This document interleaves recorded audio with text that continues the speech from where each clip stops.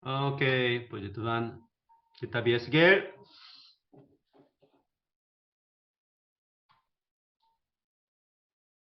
31 pasal 31 Firaun diambil dilambangkan sebagai pohon aras yang ditebang. Jadi 31 sampai 32 masih ya tentang hukuman atas bangsa-bangsa. Jadi kemarin pasal 25 sampai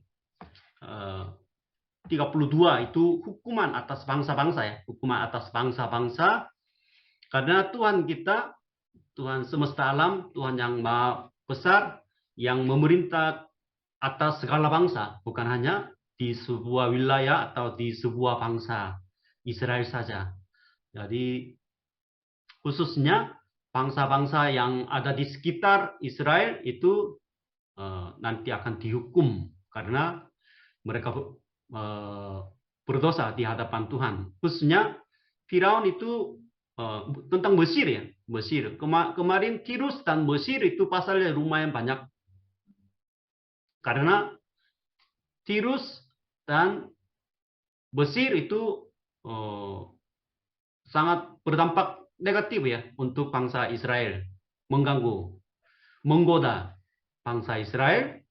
Dari sana segala macam berhala masuk ke tanah Kanaan sehingga Tuhan menghancurkan bangsa-bangsa yang jauh, khususnya 7 bangsa. Jadi diantaranya untuk hukuman yang besar bangsa Tirus dan Mesir. Jadi hari ini pasal 31 masih bangsa Mesir, khususnya Firaun. Firaun itu dilambangkan sebagai pohon aras di Libanon. Pasal 31 ayat 3. Lihat, aku menyamakan engkau dengan pohon aras di Libanon, penuh dengan cabang yang elok dan daun yang rumpun sekali. Tumbuhnya sangat tinggi, puncaknya sampai ke langit. Pohon aras itu simbol Libanon. Libanon itu di atas Israel. Sampai sekarang bendera Libanon itu ada gambar pohon aras karena itu simbol bangsanya.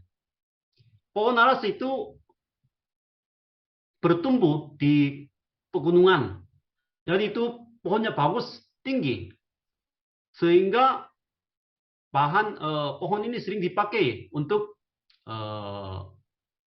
membangun gedung yang besar. Jadi yaitu pohon ya di Indonesia mungkin pohon mana ya, pohon yang bagus di sini apa ya, lupa. Pohon jati lah, Oh, pohon jati. Jadi cabangnya elok dan lumpur sekali, tumbuhnya sangat tinggi, puncaknya sampai ke langit. Tapi di sini pohon aras itu biasanya ya simbol bangsa Israel juga sama, pohon aras. Karena Bait Suci dan Istana Salomo itu semua dibuat oleh pohon aras. Itu kadang-kadang simbol lambang bangsa Israel juga. Tapi di sini simbol Mesir, khususnya Firaun.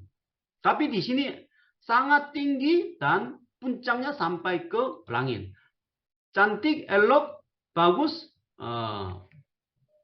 tapi sangat tinggi dan sampai ke langit. Itu artinya sangat sombong.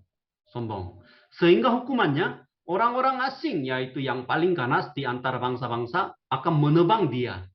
Jadi orang-orang asing itu artinya kerajaan Babel akan datang mau menghancurkan Mesir, membiarkan di atas gunung-gunung dan di semua lembah cabang-cabangnya berjatuhan. Dan di semua alur sungai negeri itu lanting-lantingnya berpatah. Dan semua bangsa di bumi pergi lari dari naungannya dan membiarkan dia. Jadi bangsa Mesir itu sangat kuat sehingga negara-negara yang di sekitar bangsa Israel itu selalu itu tinggal di naungan Mesir, di naungan Firaun. Itu pun mereka pun semua akan lari. Jadi ini nubuatnya pada tahun ke-11 dalam bulan yang ketiga pada tanggal 1 bulan itu. Jadi di dalam ciri khas kitab Yeskel itu selalu ada bulannya, tanggalnya. Tahun keberapa itu sangat penting. Jadi khususnya di sini pada tahun ke-11 itu artinya sesudah bangsa Israel dibuang ke Babel. Jadi tawanan yang kedua ya dengan Raja Yehoyakin. Jadi Yeskel sekarang di Babel. Dia bernubuat menerima wahyu ini di Babel. Bukan di Yerusalem. Beda dengan Yeremia. Jadi tahun ke-11 itu artinya sesudah dibuang ke Babel. Dan juga sekalian ini tahun kehancuran Bait Suci dan kota Yerusalem. Jadi hampir dekat kehancuran Bait Suci. Kemudian bulan yang ketiga, bulan yang keempat dihancurkan. Kemudian tanggal 1. Tanggal 1 ini mungkin ada arti ya, tanggal 1. Karena tanggal 1 biasanya ibadah khusus. Untuk bangsa Israel biasanya tanggal 1 bulan baru itu selalu mempersembahkan korban hewan. Jadi itu maksudnya dalam ibadah dia menerima wahyu ini. Khususnya tentang hukuman atas Firaun. Dilambangkan sebagai pohon aras. Jadi segala pohon di sana itu seperti Taman Eden.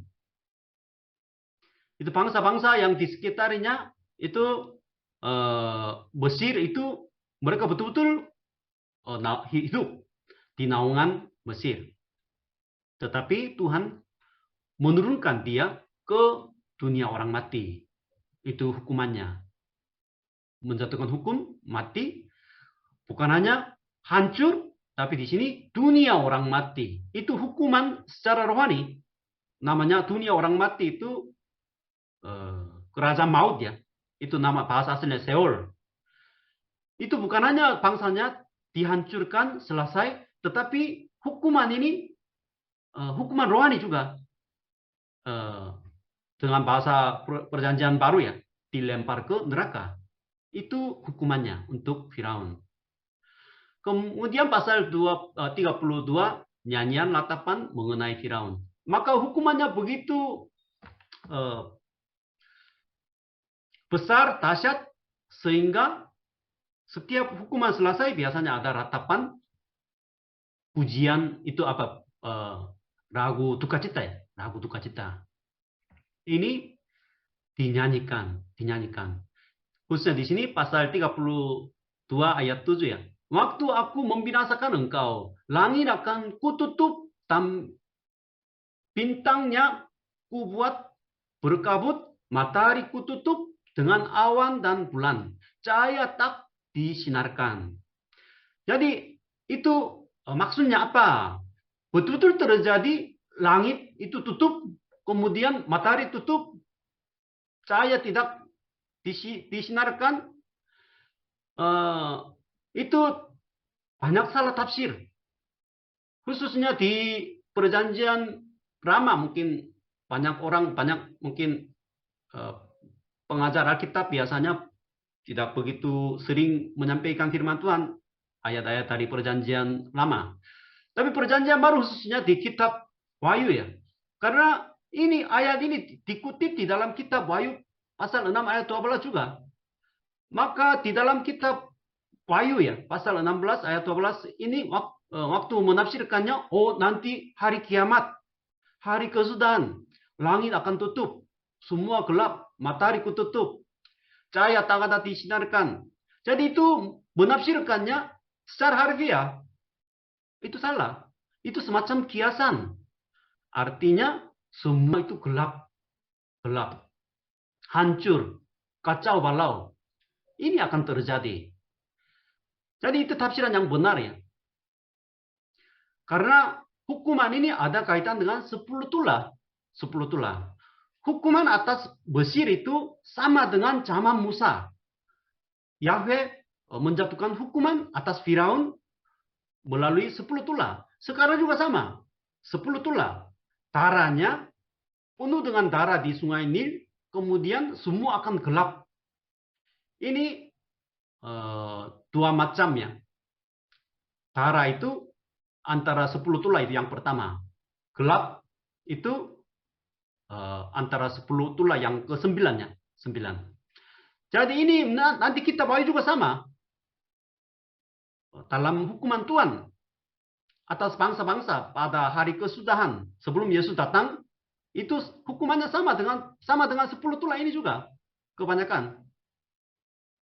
Jadi betul-betul membuat mereka kacau balau, gelap, tidak ada terang, betul-betul hancur. Itu artinya. Kemudian Firaun akan melihat mereka semuanya dan ia akan merasa terhibur dengan nasib kalak ramai yang mengikutinya. Dan negara-negara yang mengikuti Firaun. Firaun mati terbunuh oleh pedang dengan seluruh antaranya. Demikianlah firman Tuhan Allah. Oleh karena ia menimbulkan ketakutan di dunia orang-orang hidup. Mereka dihukumnya karena mereka Firaun ini menimbulkan ketakutan di dunia orang-orang hidup, termasuk Israel. Jadi seperti setan. Atau Mesir itu simbol kerajaan dunia. Simbol kerajaan dunia yang menimbulkan ketakutan terhadap gereja. Setan yang menimbulkan ketakutan kepada umatnya. Roh-roh yang jahat menimbulkan ketakutan kepada orang percaya, ya semua akan dihukum mati. Maka mereka dilempar ke dunia orang mati, Seol. Jadi di situ ada Asyur. Di situ ada Elam. Jadi pasal 32 ya. Di situ Mesak dan Tubal ada. Di situ Edom ada, Sidon. Bangsa-bangsa yang menimbulkan ketakutan. Ini ayat ini berulang-ulang ya tertulis di dalam kitab di dalam pasal 32 yang menimbulkan ketakutan.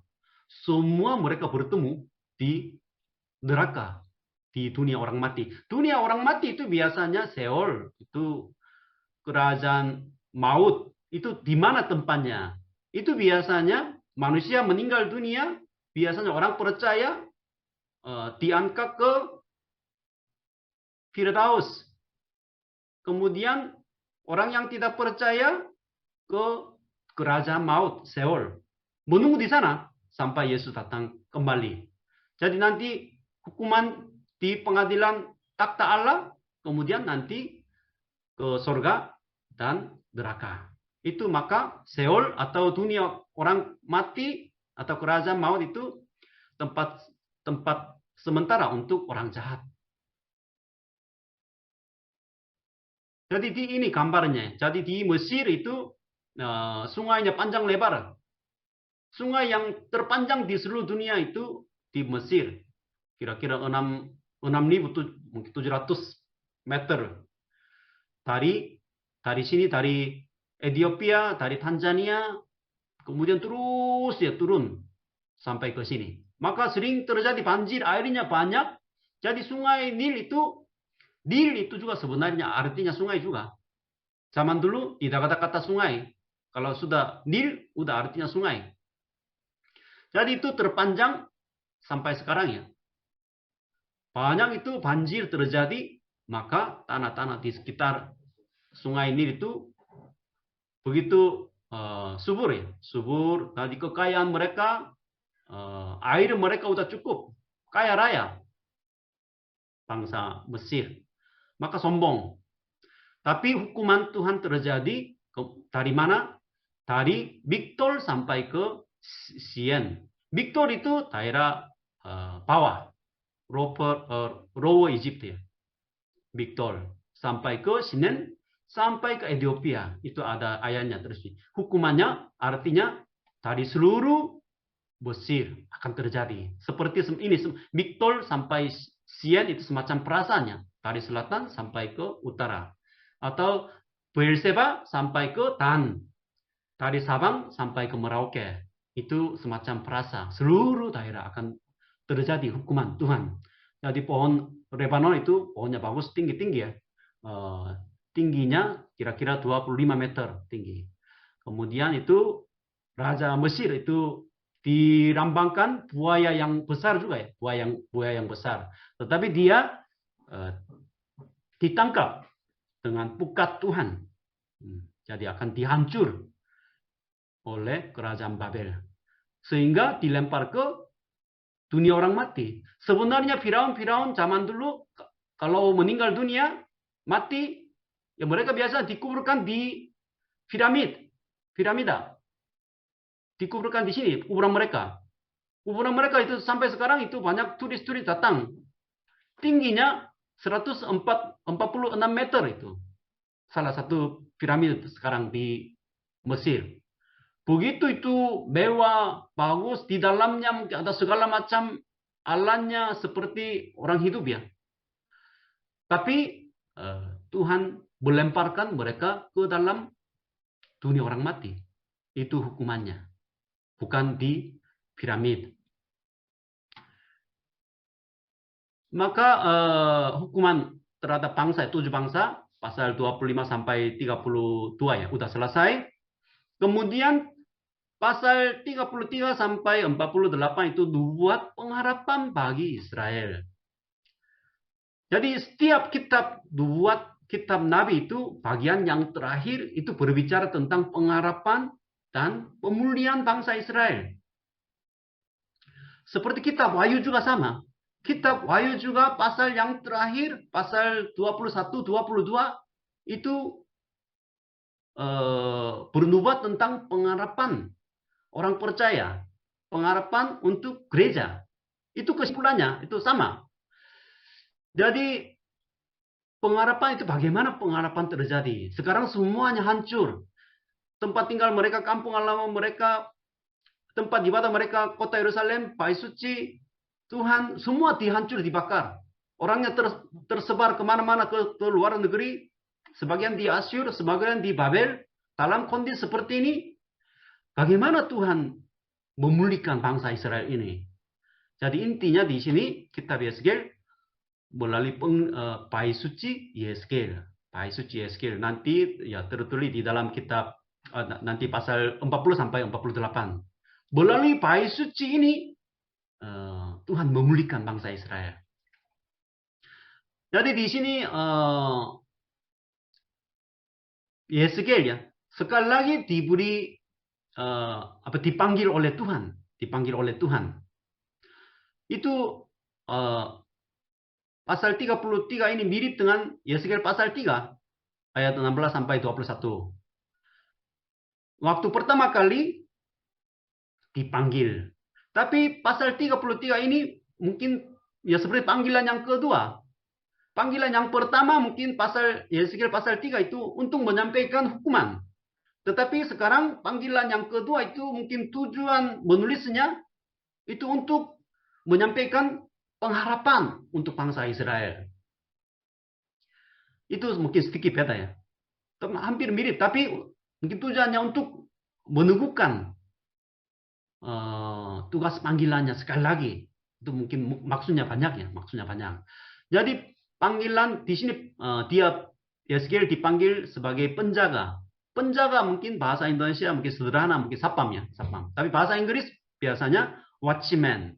Watchman itu pekerjaannya dia berdiri di tempat paling tinggi sebuah menara di kota mereka, di kota Yerusalem ada menara. Kemudian di tempat paling tinggi dia melihat ke depan. Siang dan malam 24 jam menjaga bangsa Israel. Kalau musuhnya datang, kelihatan dia meniup sangkakala.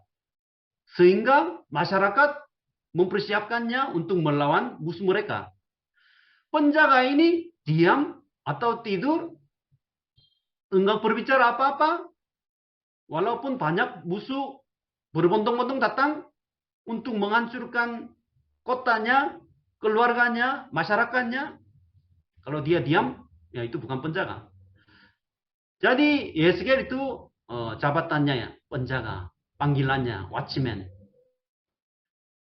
Dia berbicara apa? Panggilan untuk menyampaikan kehidupan atau kematian kepada orang berdosa, kepada masyarakat, biar mereka bertobat. Tapi pasal 33 ya, itu bangsa Israel tidak mau mendengar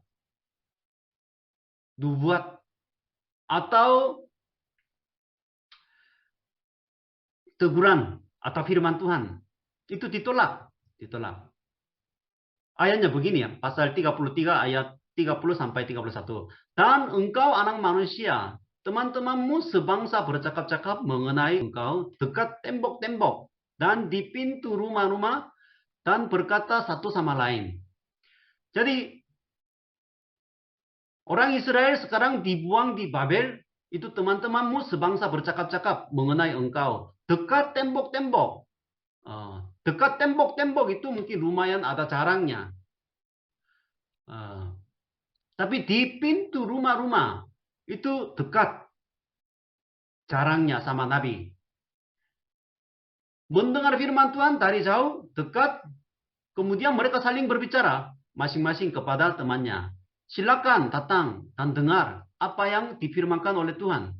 Jadi mereka ajak, ayo datang untuk mendengar firman Tuhan. Dan mereka datang kepadamu, kepada Yeskel seperti rakyat berkerumun dan duduk di hadapanmu sebagai umatku. Mereka mendengar apa yang kau ucapkan, apa yang Yeskel ucapkan, tetapi mereka tidak melakukannya. Mulutnya penuh dengan kata-kata cinta kasih, tetapi hati mereka mengejar keuntungan yang haram. Bangsa Israel, mereka berbondong-bondong datang, ayo dengar firman Tuhan, ibadah. Tapi mereka tidak mau mendengar dan tidak melakukannya. Mulutnya penuh dengan kata-kata cinta kasih, tetapi hati mereka mengejar keuntungan yang haram. Itu keadaan rohani ya, bangsa Israel yang dibuang di Babel sekarang. Jadi Yesaya itu dianggap semacam ahli puisi ya. Dia menyampaikan kata-kata yang indah. Jadi sekarang pendeta-pendeta khotbah hari Minggu banyak jemaat mendengar, tapi ya mungkin apapun enggak terjadi. Jemaat-jemaat mulutnya penuh dengan kata-kata kasih cinta kasih, tetapi hati mereka berbeda. Mulut dan hati berbeda. Jadi Israel itu berkeras hati di negerinya, yang sisanya orang Israel di Yerusalem maksudnya. Masih mereka berpikir, walaupun kota Yerusalem dihancurkan, mereka akan memiliki kota itu. Yang dibuang ke Babel itu nasibnya buruk. Itu pemahaman sisa bangsa Israel, orang Israel yang masih tinggal di kota Yerusalem. Kemudian yang dibuang itu mereka juga keras hati juga. Mereka juga walaupun mereka dibuang ke Babel, mereka tetap tidak menaati firman Tuhan seperti respon di atas ini ya. Dalam kondisi seperti ini ya, Yesaya melayani sebagai penjaga Israel. Kondisinya hati jemaat yang di Yerusalem, di Babel, itu semuanya keras hati.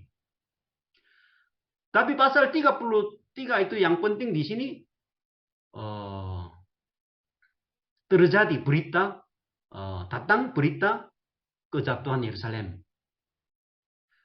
Jadi mereka orang-orang yang tinggal di Israel atau di Babel, mereka sama sekali tidak percaya nubuat Yeremia dan Yeskel tentang hukuman bangsa Israel, yaitu kehancuran kota Yerusalem dan bait suci. Tapi akhirnya berita ini diberitakan. Sehingga pasal 33 ini artinya di sini ya, mereka betul-betul putus asa, lemah, tidak ada harapan lagi. Kalau sebetulnya mereka mengalami hal seperti ini ya, mendengar kabar kejatuhan Yerusalem, ya seharusnya mereka bertobat, minta pertolongan kepada Tuhan, responnya. Tetapi ya mungkin masih berkeras hati juga. Jadi harapannya sama sekali tidak ada lagi, hancur semuanya, gelap. Dalam kondisi seperti ini Tuhan menyampaikan kebenaran pengharapan untuk bangsa Israel. Bangsa Israel. Pasal 34 sampai 37 ya. Itu Tuhan menyampaikan pemulihannya. Waktu bangsa Israel lemah dan putus asa. Jadi itu waktu Tuhan. Waktu Tuhan. Intisari pemulihan dari Tuhan itu apa? Pasal 34 sampai 37. Yang pertama gembala. Pemimpin. Kemudian yang kedua tanah. Kemudian yang ketiga kemuliaan Allah. Keempat umatnya.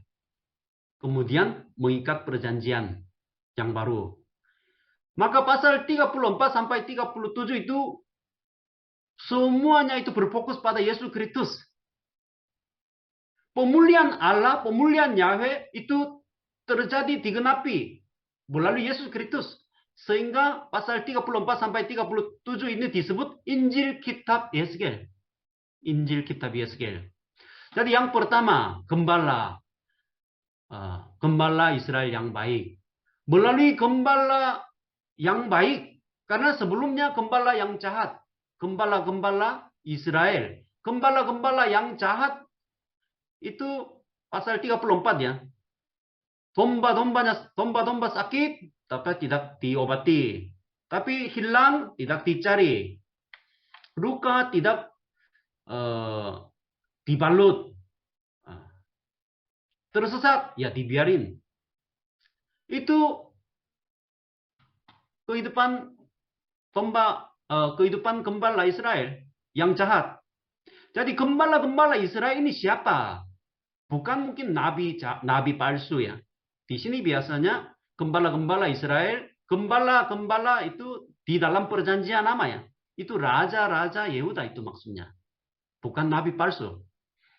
Jadi raja-raja Yehuda itu sebagai raja mereka secara total ya gagal untuk memimpin bangsa. Mengapa sistem kerajaan itu muncul? Mengapa bangsa Israel mulai mengangkat seorang raja? Justru mereka mengikuti Tuhan sebagai raja mereka. Jadi itu terjadi zaman Samuel ya, Samuel. Mereka minta raja, mengangkat raja seperti bangsa lain. Jadi dari kitab Hakim-Hakim sampai sekarang itu secara total raja di bumi ini sebagai gembala mereka total gagal.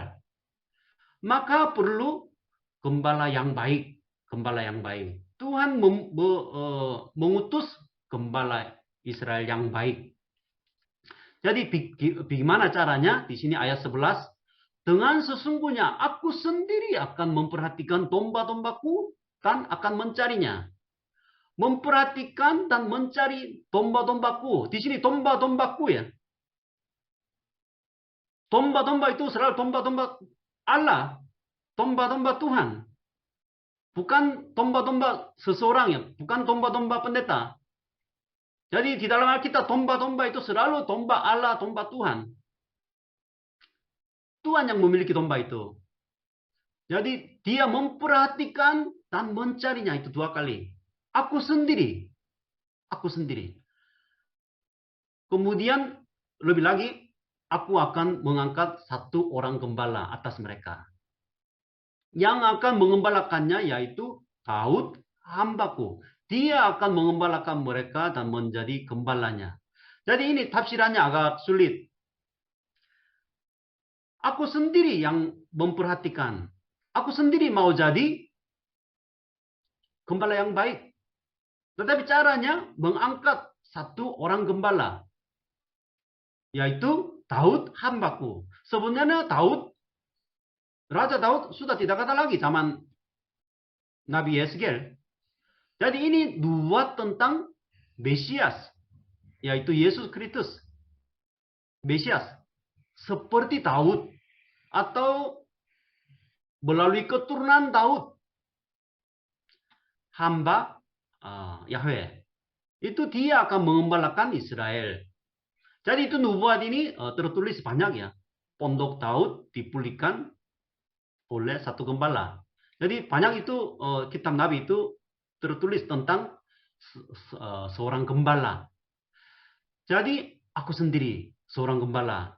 Maka Yesus Kristus pasal 10 ayat 11. Akulah, aku sendiri gembala yang baik. Gembala yang baik memberikan nyawanya bagi domba-dombanya. Jadi Yesus Kristus akulah. Itu mungkin akulah itu sama dengan Yahweh ya. Dia Yahweh, Yahweh sendiri gembala yang baik, yaitu Yesus Kristus. Gembala yang baik itu beda dengan gembala di dunia. Gembala yang baik menyerahkan nyawanya bagi domba-dombanya. Jadi memang ada persamaannya, persamaan antara Yesus dan Daud. Daud juga seorang gembala sebenarnya sebelum menjadi raja pekerjaannya. Jadi Yesus lahir, waktu itu malaikat memberitahukan kelahiran Yesus kepada gembala-gembala dulu. Karena gembala yang baik sudah datang. Berita ini diberitakan kepada gembala-gembala di padang gurun. Itu kitab Injil Lukas ya. Jadi itu gembala baik. Kemudian yang kedua, gembala sudah diutus, kemudian tanah mereka itu seperti apa? Tanah. Karena tanah sekarang dihancur oleh Babel, tetapi tanah itu ya dijajah oleh Babel, tetapi sekarang kosong. Tanah Yerusalem, Israel itu. Tanah ini gimana? Itu agak sulit. Sehingga tiba-tiba itu pasal 35 berbicara tentang murka Tuhan atas pegunungan Seir. Pegunungan Seir itu artinya bangsa Edom. Bangsa Edom. Bangsa Edom itu mereka tinggal di pegunungan Seir. Jadi mengapa bangsa itu hukuman atas Edom sudah tertulis ya kemarin pasal 25 ya. 25. Tetapi kenapa tiba-tiba murka Tuhan atas pegunungan Seir ini, pegunungan atas bangsa Edom lagi? Karena ini sedikit beda artinya. Bukan hanya menjatuhkan hukuman atas segala bangsa-bangsa lain, seperti tertulis pasal 25 ya, hukuman atas Edom. Tetapi di sini waktu kota Yerusalem dihancurkan, Edom ini mereka mau menguasai tanah Israel. Tanah Israel. Mereka mau merebut tanah Israel. Karena sekarang kosong. Tidak ada pemerintahan yang tetap. Maka mereka berkata begini. Oleh sebab engkau mengatakan, kedua bangsa itu dan kedua negeri itu akan menjadi milikku. Kedua bangsa itu Israel Utara, Israel Selatan. Itu menjadi milikku. Mereka mau menguasai tanah itu. Dan kita akan memilikinya. Sebetulnya Tuhan ada di situ. Waktu tanah itu sekarang kosong, Edom itu mereka mau merebut tanah itu. Mengambil tanah itu. Sebenarnya Edom dan Israel itu saudara. Israel, Yakub. Yakub namanya berubah menjadi Israel. Edom itu sebenarnya nenek moyang mereka Esau. Esau, saudara. Satu saudara mengalami kehancuran, waktu itu dia mencari keuntungan. Tetapi sebetulnya, walaupun bangsa Israel dihancurkan oleh kerajaan Babel, sebetulnya Yahweh ada di situ. Tuhan tetap menjaga tanah Yerusalem, tanah janji itu.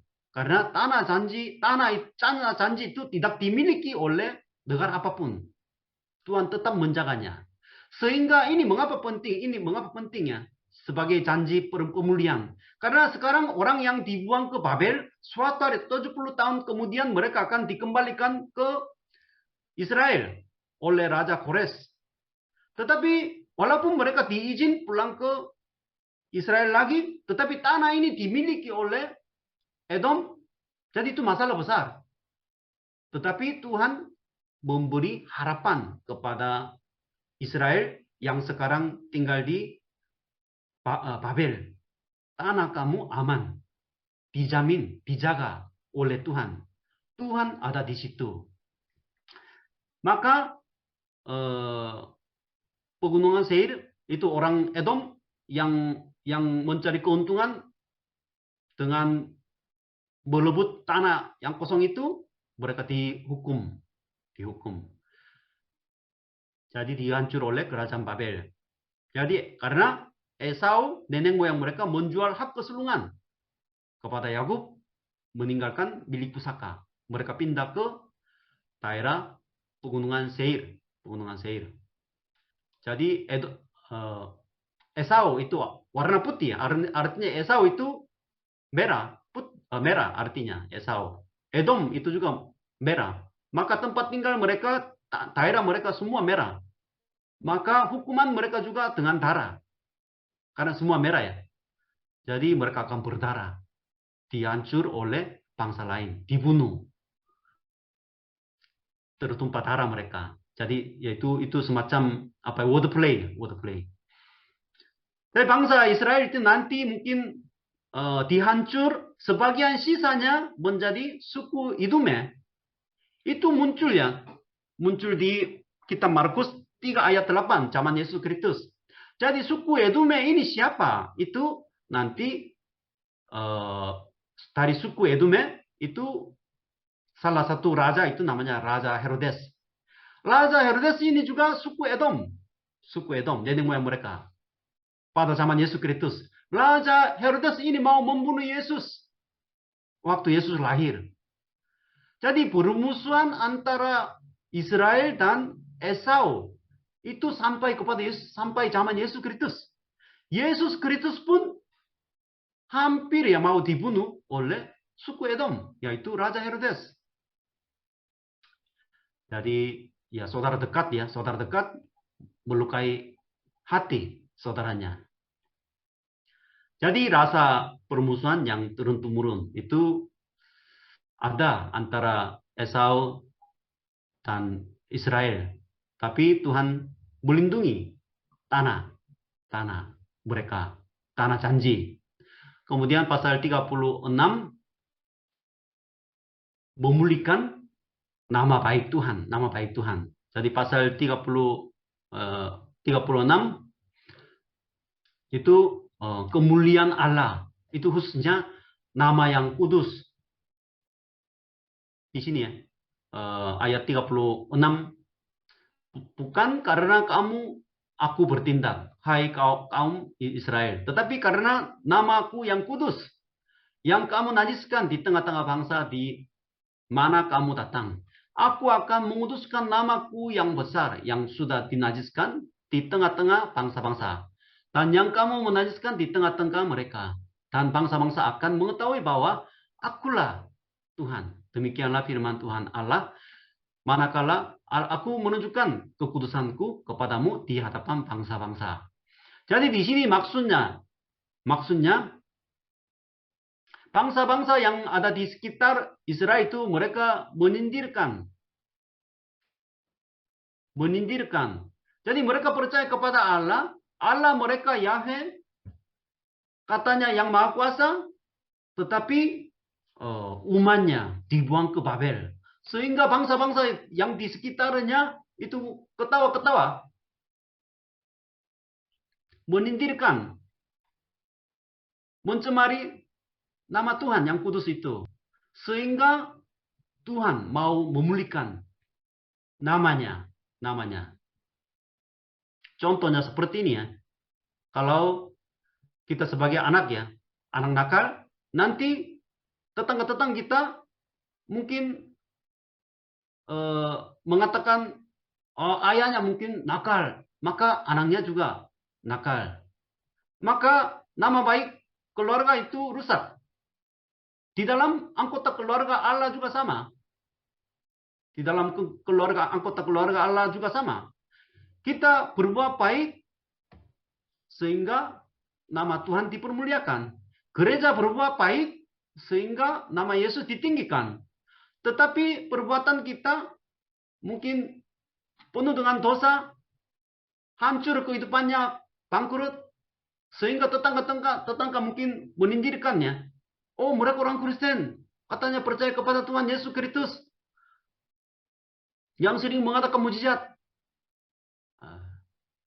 Maka nama Tuhan ya dicemari. Ini akan dipulihkan bukan karena kamu, karena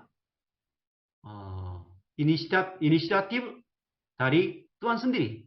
Karena Tuhan kita harus menjaga kekudusan namanya. Jadi kitab Roma di sini juga ada satu ayat ya. Engkau bermegah atas hukum Taurat.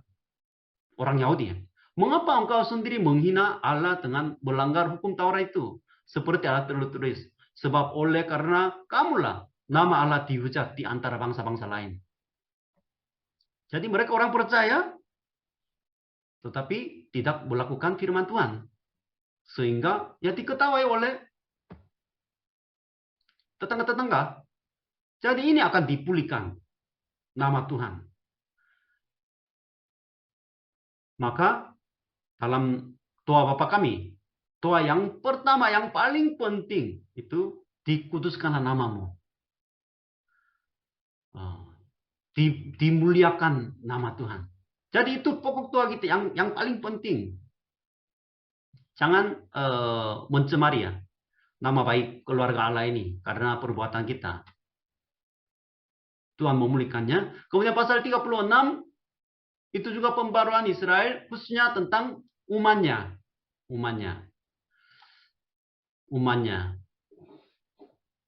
Tadi sudah ya gembalanya, kemudian yang kedua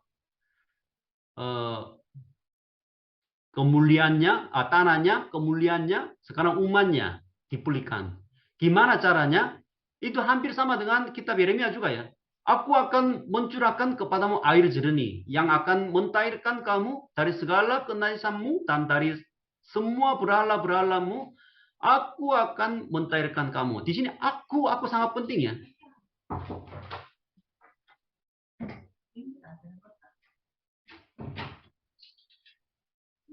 Suara dengar nggak?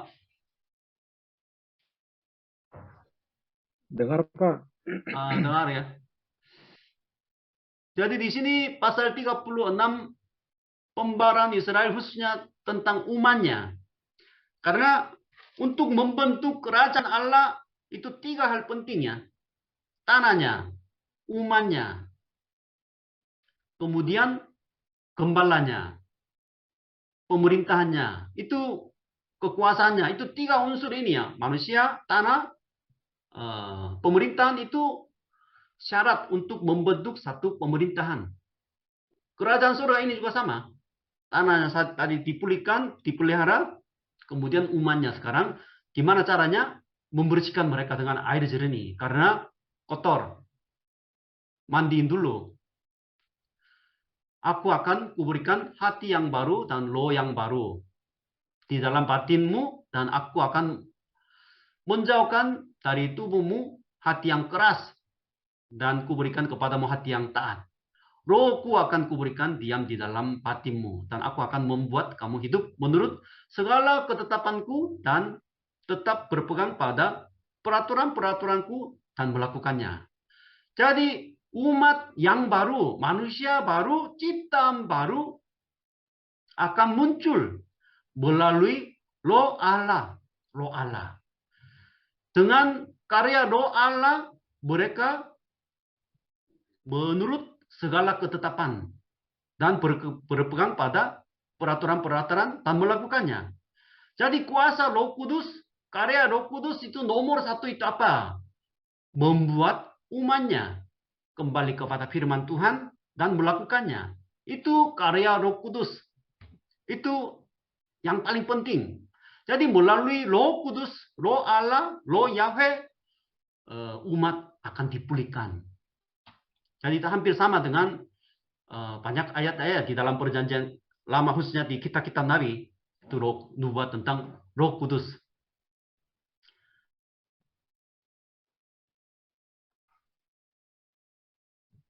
Itu nubuat tentang Roh Kudus. Kemudian pasal 37 kebangkitan Israel. Itu semacam sebuah penglihatannya di lembah. Di sini ada kaitan pasal 37 itu perjanjiannya. Jadi Nabi Yeskel melihat penglihatan. Lalu kekuasaan Tuhan meliputi aku dan ia membawa aku keluar dengan perantaraan rohnya. Dan menempatkan aku di tengah-tengah lembah. Dan lembah ini penuh dengan tulang-tulang. Lembah ini di mana? Lembah ini. Lembah ini mereka sekarang tinggal di Babel. Babel. Sehingga lembah ini mungkin dekat dari sungai Gebal ya. Sungai Kebar. Yang pertama kali melihat penglihatan. Jadi di sungai Kebar, di Babel, ada sebuah lembah. Di sana penuh dengan tulang-tulang. Tulang bukan satu tulang ya, tulang-tulang. Tulang-tulang itu simbol bangsa Israel. Bangsa Israel. Ayat 11 ya. Ayat 11 jelaskan. Hai anak manusia, tulang-tulang ini adalah seluruh kaum Israel. Jadi Israel Utara dan Israel Selatan. Semua itu. Tulang, menjadi tulang. Itu artinya semua mati. Hancur. Tetapi dalam penglihatannya. Dan waktu Nabi Yeremia bernubuat menyampaikan firman Tuhan, kemudian nafas hidup itu masuk ke dalam mereka. Sehingga mereka hidup kembali. Jadi Tuhan memberi nafas hidup. Nafas hidup di sini, ya mungkin tafsirannya banyak ya. Tapi Roh Kudus juga enggak apa-apa. Jadi memberi Roh Kudus kepada tulang-tulang. Dan tulang-tulang ini membangkitkan tulang-tulang ini. Kemudian memberikan urat-urat. Menumbuhkan daging. Kemudian daging ini menutupi dengan kulit. Kemudian menjadi tentara yang besar. Tentara yang besar. Itu pemulihan. Pemulihan bangsa Israel. Bangsa Israel. Kemudian di sini, sungguh aku membuka kubur-kuburmu dan membangkitkan kamu, hai umatku, dari dalamnya. Dan aku akan membawa kamu ke tanah Israel. Jadi semua itu tulang-tulang sekarang mungkin hancur semua. Tidak ada harapan. Tidak ada tempat ibadah. Karena dosa mereka. Yaitu waktu itu Tuhan memulihkan. Kemudian membuka kubur-kubur. Kubur-kubur di sini juga mungkin ya. Kiasan.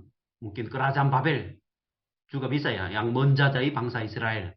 Membukakan. Tetapi ini mungkin nubuat tentang kebangkitan Yesus Kristus.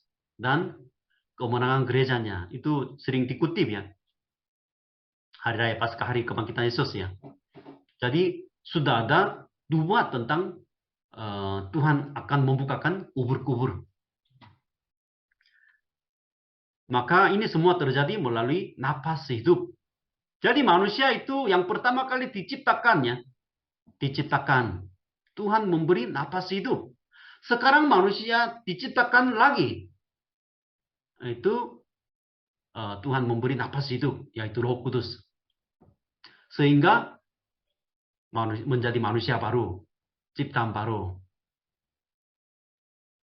Kemudian salah satu nubuat melalui gerakannya, melalui tindakan, melalui pertunjukannya, melalui biar mereka bisa melihat. Jadi aku mengambil papan Yusuf. Bahasa Indonesia di sini papannya, tapi bahasa Inggris biasanya tongkat.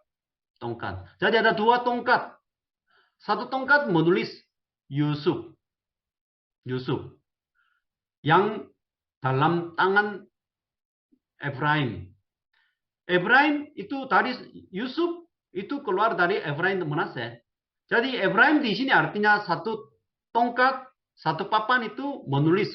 Itu artinya di sini Israel Utara. Israel Utara biasa sering disebut Efraim juga. Kemudian satu tongkat lagi ini papan Yehuda, tongkat Yehuda. Ini Israel Selatan. Aku menjadikan mereka satu papan, satu tongkat. Nah, seperti gambar ini ya. Efraim, Yehuda menjadi satu tongkat. Satu tongkat. Jadi ini menjadi satu negara. Waktu mereka dipulihkan. Dua-duanya akan dipulihkan. Kemudian menjadi satu bangsa lagi. Seperti zaman Daud. kemudian satu bangsa, kemudian di sini maka hambaku Daud dan menjadi rajanya. Di sini juga ada hambaku Daud. Ini semua tentang Yesus Kristus ya. Menjadi raja mereka, mereka semuanya akan mempunyai satu gembala. Satu gembala. Mereka akan hidup menurut peraturan-peraturanku dan melakukan ketetapan-ketetapanku dengan setia. Jadi ini gambar ya, apa penglihatan pemulihan bangsa Israel. Jadi Israel Utara, Israel Selatan menjadi satu bangsa lagi seperti zaman Daud. Kemudian akan datang satu gembala mereka. Seperti Daud yang masa yang begitu ya bermakmur besar. Jadi ini janji ya, janji pemulihan. Kemudian pasal 37 ayat yang terakhir itu, aku akan mengadakan perjanjian damai, perjanjian shalom, perjanjian shalom dengan mereka, dan itu akan menjadi perjanjian yang kekal dengan mereka. Aku akan memberkati mereka dan membuat mereka banyak dan memberikan tempat kudusku di tengah-tengah mereka untuk selama-lamanya. Jadi karena ada untuk selama-lamanya ini ya, ini maka kita menafsirkan hambaku Daud itu Mesias. Mesias. Yang membawa kerajaannya, kerajaan Allah di bumi ini. Karena ada kerajaan Daud sebenarnya tidak ada lagi. Tetapi itu simbol kerajaan Allah yang dibawa oleh Tuhan Yesus Kristus melalui rohnya. Jadi ada janji, perjanjian damai, shalom yang melalui salibnya, salib Yesus Kristus, kemudian mengadakan perjanjian yang kekal. Perjanjian itu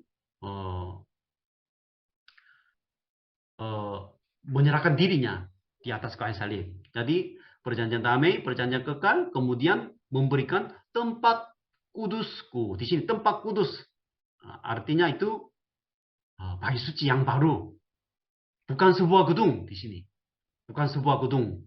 Atau bait suci seperti zaman Daud, tidak. Tempat kudus itu perjumpaannya sama Tuhan. Ibadah. Ibadah. Jadi janjinya sudah diadakan kembali, kemudian mulai beribadah kepada Tuhan di tempat kudusku. Jadi ya tujuan memulihkan bangsa Israel itu sebenarnya memuliakan Tuhan, beribadah kepada Tuhan. Itu sama dengan mengapa Tuhan Yesus menyelamatkan kita, ya untuk menyembah kepada Allah kita, Allah yang benar di dalam Kristus. Jadi ini nubuat ya, nubuat tentang kerajaan Allah yang dibawa Tuhan Yesus melalui Roh Kudus. Jadi ini semua terjadi melalui Roh Kudus. Jadi kesimpulannya malam hari ini ya. Tadi pasal 31, 32 tentang Mesir. Mesir itu sebenarnya mungkin memiliki banyak kekayaan, sungai Nil, pohon aras, itu bagus ya sebenarnya, bagus. Itu berkat dari Tuhan. Tuhan memberi sungai Nil untuk bangsa Mesir. Tetapi mereka mungkinnya sangat sombong. Congkak hatinya. Tidak bersyukur kepada Tuhan. Justru menyembah segala macam berhala. Firaun itu dianggap anak Allah. Jadi itu kita bisa menerapkan satu hal ya. Kelebihan seseorang justru menyebabkan kegagalan karena kecongkakan. Jadi satu orang mungkin karena dia pintar. Kalau pintar mungkin dia rajin belajar, kemudian nilainya bagus, ya melalui karya yang bagus, pekerjaan bagus, hasil yang bagus, ya memuliakan Tuhan. Itu bagus ya. Tetapi karena dia pintar, justru dia rajin berbuat dosa. Dia menganggap dirinya pintar, sehingga dia buka usaha sembarangan, akhirnya bangkrut. Maka ya apa yang diberi oleh Tuhan, kita menerima ya. Kelebihannya itu semua untuk Tuhan. Dan kita selalu rendah hati. Yang kedua, tugas panggilan kita adalah penjaga. Penjaga di sini watchman. Watchman itu penjaga, itu fungsinya ya selalu menjaga-jaga masyarakat sampai malam. ingatkan mereka biar bertobat. Ingatkan firman Tuhan dan membawa mereka bertobat tentang surga dan neraka. Selalu menyampaikan Injil Kristus karena ya hanya dua jalannya. Dua jalan menuju ke surga, ya satu menuju ke binasa neraka. Jadi kalau penjaga diam, ya Yeskiel diam, enggak mau bernubuat, ya bagaimana orang-orang bisa bertobat, mengerti jalan yang benar. Ya itulah tugas panggilan sebagai penjaga. Walaupun banyak orang zaman sekarang sudah berkeras hati, tidak mau mendengar, tetapi tugas kita tetap ya berteriak-teriak, tetap berteriak-teriak. Itu tugas kita. Ya sisanya Tuhan yang mengerjakannya ya. Yang ketiga, jangan kita lemah dan putus asa. Tuhan membuka kita hidup kembali dengan kuasa Roh Kudus. Jadi seperti kehidupan kita kadang-kadang merasa seperti tulang-tulang di lembah ya. Tidak ada harapan, ya kadang-kadang lemah, kecewa, ini sering terjadi. Jadi ya iman kita seperti tulang-tulang, kering hatinya. Tidak ada sukacita. Tapi tadi kebangkitan Israel pasal 37 itu ya kita harus berdoa Tuhan membuat kita hidup kembali, hidup dengan kuasa Roh Kudus. Jadi dalam pelayanan kita, gereja kita juga sama pelayanan kita, ya sikong kita sering kacau balau, tapi tetap mengandalkan kuasa Roh Kudus dan hidup kembali. Jadi iman kita selalu harus hidup. Kemudian ini tulang-tulang akhirnya menjadi suatu tentara yang sangat besar. Itu identitas gereja Tuhan, gereja kita. Jangan melihat sudut pandang manusiawi. Dilihat dengan sudut pandang manusiawi, gereja itu kecil, mungkin sering bermasalah, tidak ada kekuatan. Tetapi sebenarnya aku juga mungkin sedang merasa kecewa juga. Tetapi identitas kita, gereja kita, jemaat kita, walaupun banyak kekurangan, tetapi identitas kita yang sebenarnya itu suatu tentara yang sangat besar. Prajurit Kristus yang berani. Itu identitas kita. Jadi jangan lupa, jangan melemahkan status kita.